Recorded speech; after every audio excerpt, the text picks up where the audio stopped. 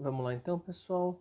Hoje nossa aula é sobre aromaticidade e algumas reações características, né, desses compostos. Claro, né, a gente vai dedicar um bom tempo aí depois para falar das reações, mas a gente já vai começar a especificar as mais importantes e como é que elas acontecem de uma forma bastante geral. Para falar de aromaticidade, a gente tem que lembrar de uma das estruturas mais importantes aí para nós, que é a estrutura do benzeno, né? Então, provavelmente vocês vão lembrar aqui desse nosso desenho do benzeno, um anel de 6 membros, e que tem o fenômeno da ressonância acontecendo. Só que a gente não pode esquecer que esse fenômeno da ressonância, nessa representação aqui, está simplificado. Na verdade, a representação mais detalhada vem das estruturas de Kekulé, né? Onde a gente tem a alternância aqui entre as ligações duplas, né? Nas duas estruturas que são os nossos contribuintes de ressonância, e a gente também vai lembrar que quando a gente fala em benzeno, ou estrutura aromática de uma forma geral, nem essa estrutura, nem essa existem. Essas estruturas representam as energias, mas o híbrido, né? Então quer dizer, se a gente tivesse as duas situações e tivesse uma soma delas, o que existiria é o benzeno como estrutura, ou seja, as ligações duplas não estão nem nestas posições, nem nestas posições. Elas estão como se fosse esse desenho aqui, tá? Então, como a gente não costuma desenhar assim, que seria o mais detalhado possível, porque não serve para a gente fazer mecanismo e também não é o mais prático, né? A gente tem aí os extremos quando a gente quer representar uma coisa ou outra. Quando a gente fala em compostos aromáticos, eles são derivados também do benzeno, né? Não somente, mas também. E aí a gente tem vários derivados, então para a gente dar uma recordada aí, né, dizer que o benzeno pode ter estruturas derivadas como, por exemplo, o metilbenzeno, aminobenzeno, hidroxibenzeno, bromobenzeno, que são nada mais que grupamentos, né, que substituem esse anel. Daqui a pouco a gente vai comentar essa questão de substituir, para ficar mais claro, mas só para a gente recordar um pouco a questão de nomenclatura, ó, percebam que é relativamente fácil para estruturas mais simples a gente nomear pelo anel. Então, metil, esse grupamento aqui é o grupamento metil, metilbenzeno. Aqui o grupamento amino, aminobenzeno. Hidroxi e bromo, né, ou qualquer aleto seria um halobenzeno. Um ponto importante aqui é que nem sempre é tão fácil a gente fazer essa separação e denominar através do benzeno. Dependendo da estrutura, e como a gente pode lembrar aí de estruturas de alguns fármacos, né, moléculas com atividades biológicas, a gente não tem uma facilidade de nomear separando o benzeno. Então a gente precisa conhecer alguns nomes de grupamentos para a gente poder separar eles como grandes grupos e nomear a partir disso. O que eu estou dizendo com isso? A gente pode, por exemplo, usar alguns que são comuns. Então, ó, o metilbenzeno é o tolueno. O aminobenzeno é a anilina ou hidroxibenzeno, fenol. E aí a gente consegue nomear a partir desses grupamentos como um todo, não mais apenas do benzeno, tá? Esses aqui são nomes usuais, e aí dependendo da situação a gente pode usá-los ou usar os nomes IUPAC, tá? Mas isso daí a gente fala que temos um substituinte, né? Eu comentei agora há pouco. Por que a gente chama de um substituinte? A estrutura do benzeno, que a gente desenhou aqui dessa forma, né? Qualquer uma dessas formas aqui, se a gente fosse expandir os hidrogênios, a gente tem essa estrutura aqui, correto?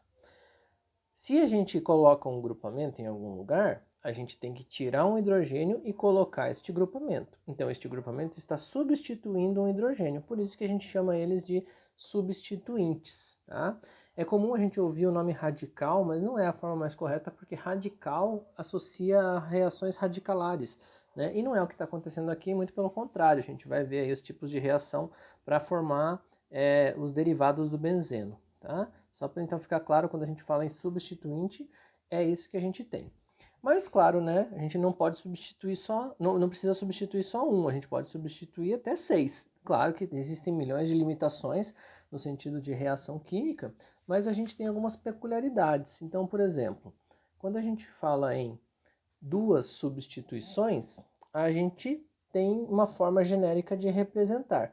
E qual é essa forma genérica de representar? Colocando este R, né, que é um grupamento, é comum, né, a representação assim, no meio de uma ligação. E por que ele está no meio da ligação?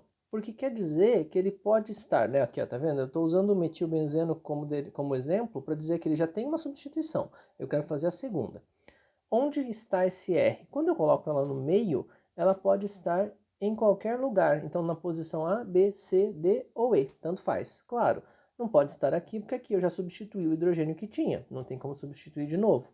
Então, eu vou substituir essas posições aqui, tá? Num primeiro momento, a gente está simplificando algumas informações, mas é para ficar claro por que essas nomenclaturas, beleza? Então, vamos pegar esse exemplo de novo, né? O metilbenzeno ou tolueno.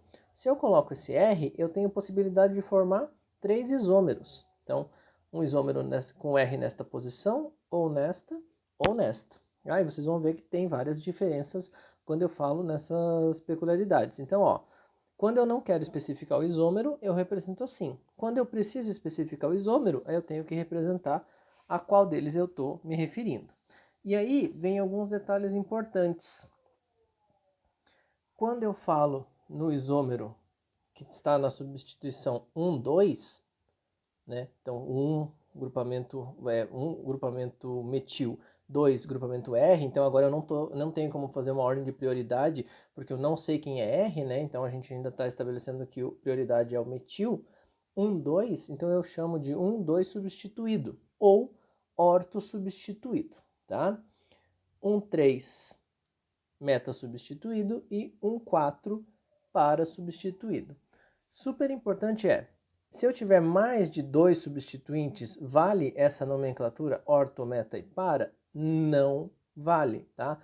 Então, é comum a gente ouvir pessoas falando, se eu tiver orto em relação a tal grupo e meta em relação a tal grupo. Isso não existe, tá? A gente tem 1, 2 igual a orto. Apenas se eu tiver um terceiro substituinte, a gente vai ver aqui embaixo, eu já não posso mais usar essa nomenclatura aqui, tá? Então ela é exclusiva para compostos benzênicos dissubstituídos, tudo bem? Vamos dar uma olhada num exemplo com mais substituições. Por exemplo, aqui eu tenho 3 substituições, de novo grupamentos genéricos, A, B, M. Como é que eu vou, e não sabendo, né, ainda a ordem de prioridade, por exemplo, quem é 1, quem é 2, mas generalizando aqui, se eu começo por um ou por outro, sempre começando pelo A, né, pelo de cima, que a gente está estabelecendo como padrão, qual seria a representação correta? 1, 3, 4, então eu estou seguindo aqui uma numeração, ó, 1, 2, 3, 4, ou 1, 4, 5, 1, 2, 3, 4, 5. Percebam que são os números, né, que tem alguém substituindo os hidrogênios do anel aromático. O correto seria 1, 3, 4. Tá? Por que 1, 3, 4? Porque seria a menor soma para os substituintes. Então, quando eu coloco aqui, ó, 1, 3, 4, eu somo 8.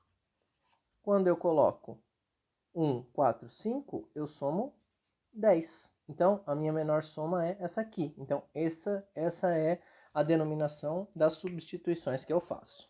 Tudo bem? Na próxima, a gente vai ver algumas reações específicas.